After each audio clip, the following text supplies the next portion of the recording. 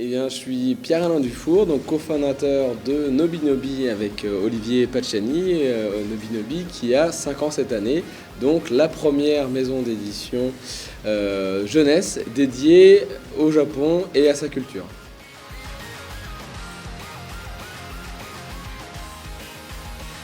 Alors, riche en émotions, hein, ça c'est sûr, 5 ans riches en émotions. Aujourd'hui, on a 58 titres dans notre catalogue. Le bilan, c'est que en fait, on avait une idée de départ de proposer des livres jeunesse à tout un public qui avait découvert la culture japonaise grâce au manga et aux dessins animés dans les années 80-90 et qui aujourd'hui a été trentenaire et commençait à avoir des enfants et a envie de partager leur passion pour le Japon. Donc l'idée c'était de proposer ces livres-là et donc le bilan c'est quand même que voilà, au bout de 5 ans on est toujours là et que donc l'idée de base était bonne et qu'il y avait un public vraiment pour ces livres jeunesse.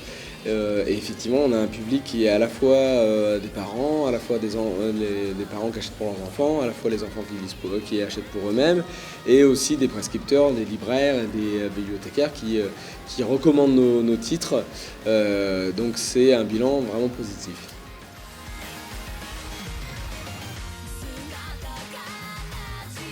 Alors les titres emblématiques du catalogue Nobinobi, je dirais vraiment un des emblèmes, l'emblème de Nobinobi, c'est La Maison au Petit Cube, qui était un titre qu'on a sorti en 2013, qui a gagné le prix du meilleur album illustré donc cette année-là. Donc un prix qui est décerné par les associations de libraires jeunesse et les associations de bibliothèques de France.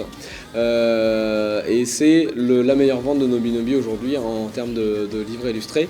C'est un magnifique album qui tient vraiment à cœur autour du temps qui passe. Ça, c'est un des titres.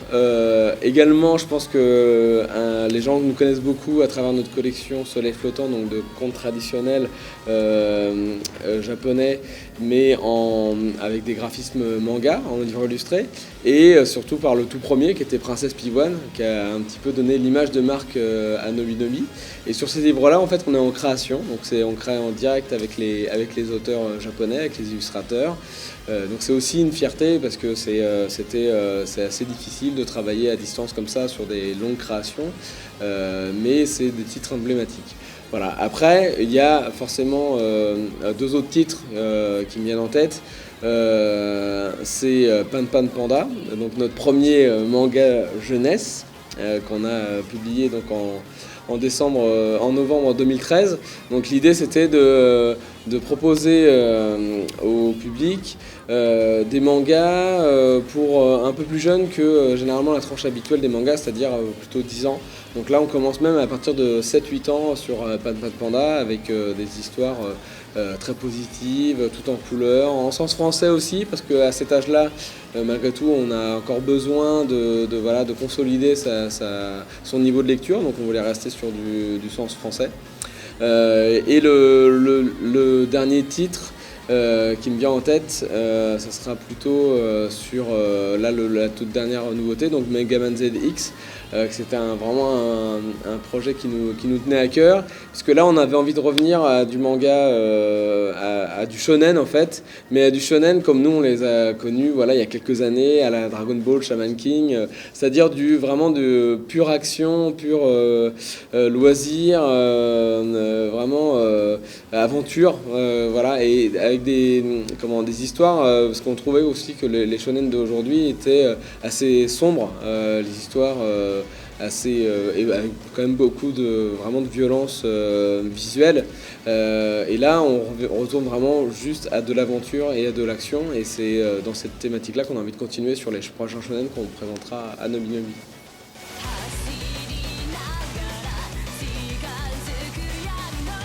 Alors, oui, pourquoi finalement on fait du manga chez Nobinobi? C'est une question de timing en fait, tout simplement. C'est vrai que commencer par faire du manga à Nobinobi, déjà, s'annoncer comme éditeur de manga, ça n'avait pas forcément d'intérêt comme ça. Là, on a pris le temps de nous poser les bases de Nominobi en tant qu'éditeur jeunesse lié au Japon, auprès des libraires, auprès des prescripteurs, et donc de montrer, notamment en gagnant le prix du meilleur album illustré, qu'on avait une raison d'exister et que voilà, on avait cette reconnaissance-là et vraiment une réputation de qualité sur nos livres. Donc déjà de Nominobi qui arrive avec des mangas, ça tombe pas de nulle part parce qu'on avait quand même beaucoup d'influence sur le manga sur certains de nos livres. Et aussi c'était la sécurité que les libraires, les parents savaient que avec Nominobi ça allait être original, ça allait être vraiment jeunesse. Et pourquoi c'est aussi le bon timing? Parce que il y avait de plus en plus de titres qui arrivaient comme ça, qui se cherchaient un petit peu sur ce public-là, et on nous réclamait des histoires un peu plus longues, des histoires pour les plus jeunes. Donc là, c'est vrai que c'était le bon moment de proposer ces bandes dessinées jeunesse, en fait, hein, les mangas, les premiers mangas qu'on a sortis.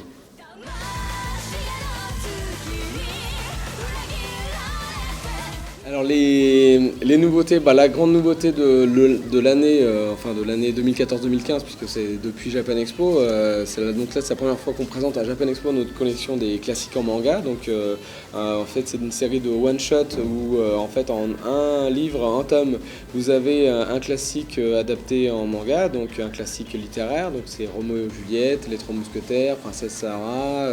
Là on vient de sortir pour Japan Expo Les 4 filles de Dr March. Donc c'est une collection qui est vraiment intéressante parce que déjà on se replonge, on découvre ou on se replonge dans ces aventures qui ont bercé notre enfance ou qui vont nous donner envie de lire les romans par la suite. On a également donc le nouveau Yosei, l'essence des faits, donc c'est le 3e tome de la série des Yosei avec Shiitake, illustratrice qui est invitée à Japan Expo et qui est la meilleure vente du stand aujourd'hui parce que c'est vraiment une auteure que les gens aiment beaucoup. L'autre nouveauté, c'est notre invité, c'est Anne Lee, qui a sorti donc Le mot qui arrêta la guerre. Donc ça, c'était déjà un livre de mars dernier, mais un livre qui nous tient vraiment à cœur parce que c'est un livre sur la liberté d'expression et c'est vrai que c'est un livre qui, hasard du calendrier, malheureusement, était assez d'actualité, qui rencontre beaucoup de succès là aussi. Et enfin la dernière, par contre la nouveauté qui est à venir, c'est la nouvelle licence manga Nominobi, c'est Miaou. Donc c'est 2 séries, il y a Miaou le quotidien de Moustique et Miaou Big Boss le magnifique. Donc c'est une série de mangas de chats, donc c'est un genre qui commence à être un genre à part entière. Il y a quand même déjà quelques autres titres en France, mais tout comme au Japon en fait, hein, il y a vraiment un genre, le manga de chat au Japon aussi. Et là, ce qui est vraiment sympa, c'est que c'est pas autour des relations entre les hommes et les chats et les différences qu'il y a entre la comédie vient pas de ça, entre la différence entre les humains et les chats. C'est plus vraiment une sitcom autour des chats, des relations entre eux. Avec ce petit chat Moustique qui est un naïf qui découvre le monde et qui est forcément des fois en décalage avec le monde des adultes.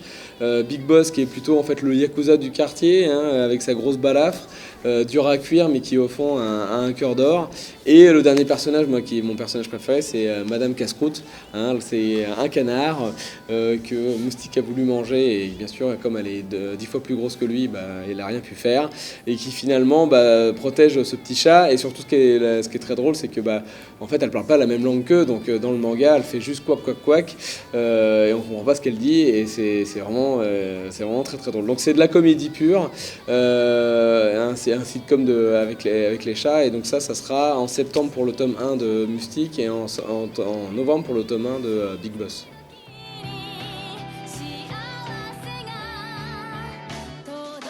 Alors en fait, déjà c'est dans l'idée que c'était donc les classiques en manga, c'était vraiment ça correspondait à notre ligne éditoriale en fait, puisque tout simplement les titres, les grands classiques, c'est des choses qu'on apprend à l'école et c'est vrai qu'on a cette relation là qui est très forte avec le milieu des scolaires aussi, hein, quand on fait de la jeunesse et il y avait cette envie de pouvoir proposer un point d'entrée vers ces nouvelles œuvres. Il y avait d'autres mangas d'adaptation littéraire, mais par exemple c'était des livres beaucoup plus adultes en fait. Hein. Là, on est vraiment sur du roman jeunesse initialement qui a été adapté en manga. Ou alors des adaptations mais plus adultes. Hein, parce que là, vraiment, les adaptations sont faites en direction de la jeunesse.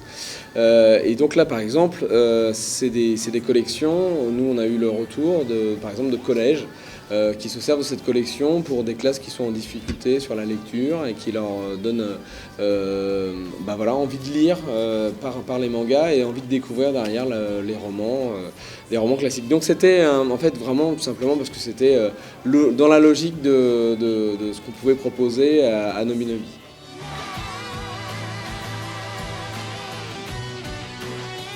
Alors là, effectivement, on lance en août une nouvelle collection de livres illustrés. Donc mes contes kawaii qui ont le même format que les soleils flottants, la collection de contes traditionnels japonais. Et là, c'est pas les contes traditionnels japonais, mais les contes traditionnels qu'on connaît tous, hein, le chaperon rouge, Cendrillon. On va avoir l'Alice au pays des merveilles, et dessiné par des auteurs japonais et dans un style vraiment très kawaii. Girly, Hello Kitty, tout ce qu'on veut, qui donne vraiment du coup un côté très moderne à ces contes, hein, qui leur donne une espèce de lifting. Et on trouvait ce décalage vraiment très amusant et très sympathique. Et je pense que c'est des livres qu'on aura autant envie d'acheter en tant qu'adulte pour les dessins que pour nos enfants.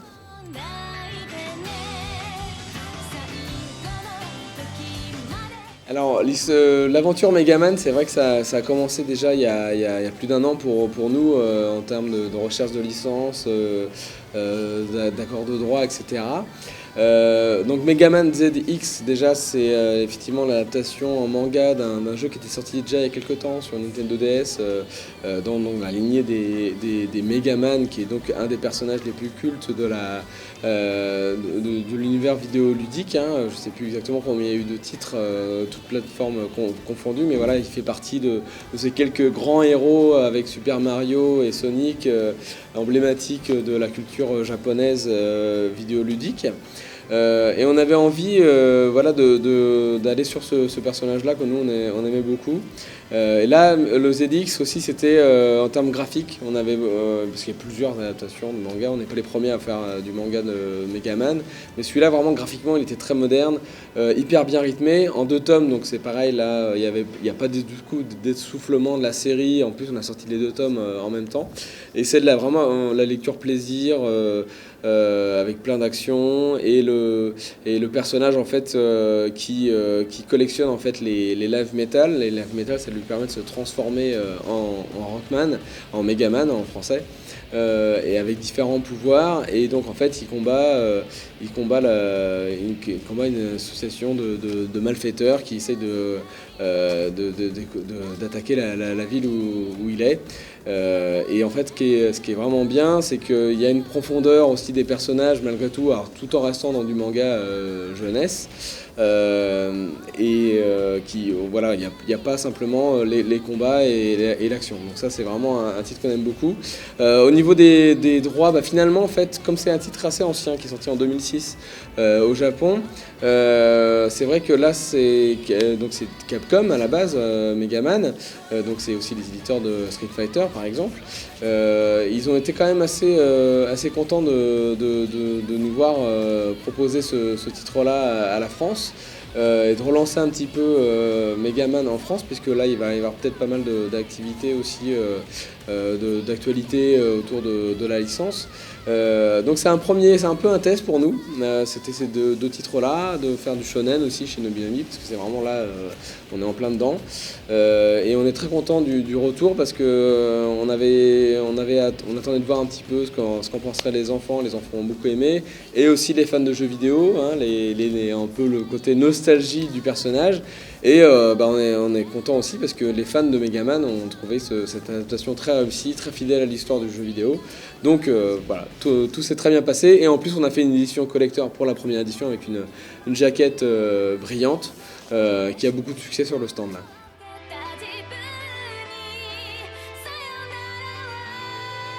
Alors les retours du public, c'est que clairement, en fait, on se rend compte, en venant à Japan Expo, je pense que c'est le lieu où on se rend le plus compte de la base de fans qu'on a, en fait, qui nous suit sur Facebook déjà, mais de les voir là, et surtout de voir qu'ils sont de plus en plus nombreux. Tant mieux, hein, c'est vrai que ça fait 5 ans, mais ça nous touche vraiment énormément, quoi. On n'est pas du tout blasé de la situation. Mais voilà, quand on ouvre le salon un jeudi matin et qu'on voit des hordes de personnes arriver avec une liste longue comme le bras et qui nous prennent voilà, 5-6 livres d'un coup, parce qu'ils savaient exactement ce qu'ils veulent, ils ont tout suivi, ils ont économisé pour venir l'acheter sur le stand de la Nobinobi, de Japan Expo. C'est vrai que ça fait immensément plaisir, quoi. Et surtout l'accueil qui a été donné à nos auteurs, parce que c'est ça le plus important pour nous, en fait, hein, que ça se passe bien pour nos auteurs. Et là, je crois qu'ils ont été servis, puisqu'il n'y a jamais eu un temps mort dans les signatures.